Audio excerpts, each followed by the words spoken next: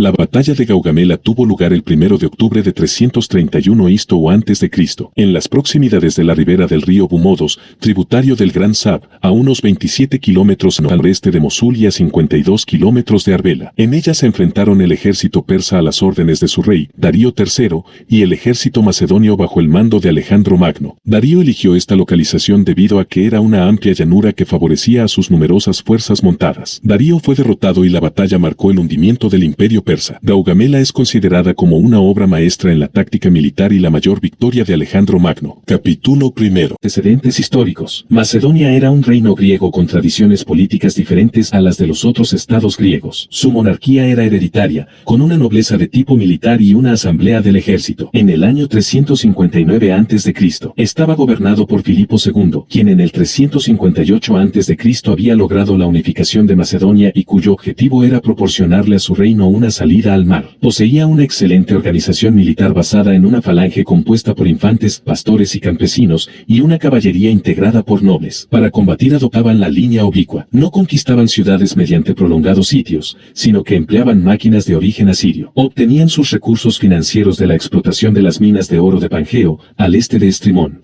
En el año 336 a.C., Filipo II murió asesinado, siendo sucedido en el trono por su hijo Alejandro de 20 años de edad. En el año 335 a.C., Alejandro sofocó la rebelión de Tebas, Atenas y el Peloponeso. En 334 a.C., Alejandro cruzó el Helesponto y obtuvo la victoria en la batalla de Gránico. En noviembre del 333 a.C., Alejandro venció en la batalla de Isos contra las tropas persas mandadas por Darío III. En el año 332 a.C., Alejandro sometió a Siria conquistando Tiro y luego entró en Egipto, donde fundó la ciudad de Alejandría.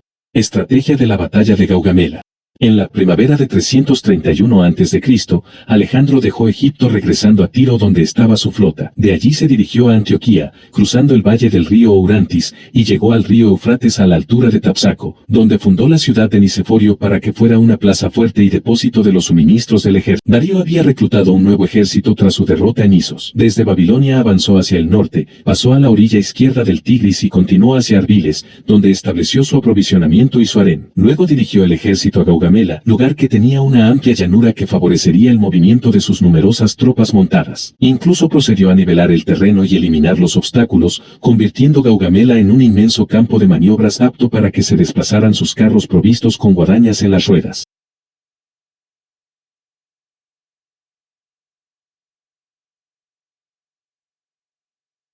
Como ocurre frecuentemente con el tamaño de los ejércitos que combatieron en la época antigua, los historiadores modernos dudan de las cifras dadas por los historiadores antiguos. Según Arriano, el ejército persa estaba compuesto por 40.000 jinetes, 1.000.000 de infantes, 200 carros armados con guadañas y unos cuantos elefantes de guerra. Marco Juniano Justino comenta que eran 400.000 los infantes y 100.000 los jinetes. Quinto Curcio Rufo refiere que constaba de 45.000 caballos y 200.000 hombres. Diodoro Sículo y Plutarco, que eran 1.000.000 de hombres en total. Los historiadores modernos han estimado que el ejército persa estaba compuesto por unos 250.000 combatientes. Aunque siguiendo datos modernos se puede estimar que de esos 250.000 combatientes, tan solo 92.000 eran soldados propiamente dichos. Entre los soldados profesionales el ejército persa contaba con 5.200 mercenarios griegos y 10.000 infantes pesados, en la época denominados inmortales. Además, unos 20.000 caballeros eran considerados propiamente como caballería pesada profesionalizada. El resto de los guerreros se consideran reclutas ocasionales con cierto entrenamiento, arqueros y caballería ligera. Otros 22.000 combatientes fueron campesinos reclutados a toda prisa y prácticamente sin entrenamiento, por lo que su importancia militar fue escasa y ni siquiera llegaron a combatir. De los ejércitos. En la noche del 30 de septiembre, los ejércitos se encontraban apostados en el campo de batalla, preparados para la confrontación. Alejandro se dedicó a efectuar un reconocimiento del terreno y a planificar la batalla, y sabiendo que Darío era el que tenía que defender la posición, ordenó a sus tropas descansar, mientras que Darío, nervioso por temor a un ataque nocturno, ordenó la posición de guardia para sus soldados.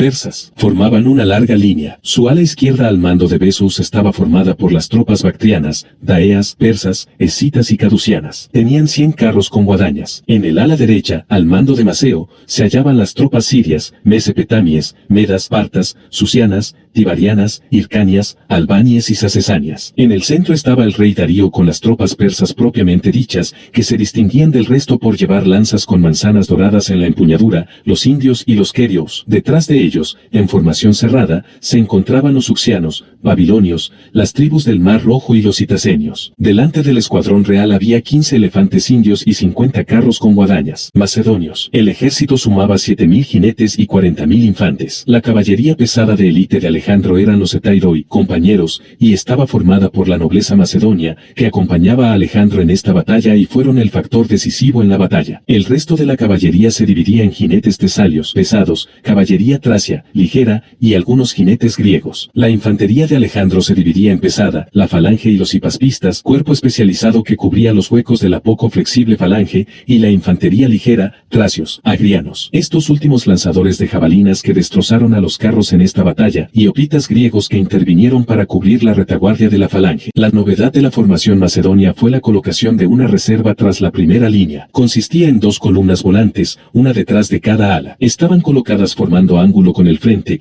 a fin de coger de flanco al enemigo si éste intentaba rodear las alas. Si no se daba dicho caso, se replegarían hacia el centro para reforzar el frente. Alejandro dispuso su ejército de modo que diera frente a todas partes, formaba un gran rectángulo que podía enfrentarse a ataques provenientes desde cualquier lugar. Esta disposición fue la que le hizo obtener la victoria, pues intuyó los movimientos que haría el adversario y se preparó para afrontarlos y contrarrestarlos. Inicia fase de la batalla. Ataque decisivo de Alejandro. Movimiento decisivo de Alejandro y ataque final. Alejandro ordenó a su caballería de reserva atacar a las fuerzas que estaban rodeando su ala derecha y él, al frente de sus compañeros, en una formación en cuña, galopó hacia la brecha abierta en la línea persa por el avance de su propia caballería. Luego se dirigió contra Darío, quien abandonó el campo aterrorizado ante la embestida de Alejandro. La caballería persa del ala izquierda, que estaba siendo atacada por la reserva macedonia, también emprendió la huida, siendo perseguida por los macedonios, que los masacraron. El ala izquierda. Debido a la marcha oblicua de Alejandro, el ala izquierda se encontraba retrasada con respecto a la derecha, y a causa del impetuoso avance de Alejandro se había producido una brecha entre ambas alas. La caballería india y persa irrumpió por esta brecha dirigiéndose hacia el tren de bagajes macedónico con el propósito de rescatar a la familia de Darío que estaba presa, pero la madre de Darío se negó a ser liberada. La falange de reserva dio media vuelta y los atacó por la retaguardia matando a gran número. Esta penetración coincidió con un movimiento envolvente de la caballería persa del ala derecha, con lo cual el ala izquierda macedonia quedó rodeada. Parmenio envió un mensaje a Alejandro informándole de su crítica situación. Este cesó inmediatamente la persecución de Darío y se lanzó con sus etairoi a socorrer su ala izquierda, derrotando a los persas. Libre Parmenio, se reanudó la persecución que se prolongó hasta la noche, iniciando una marcha forzada sobre Arbiles, pero Darío logró escapar.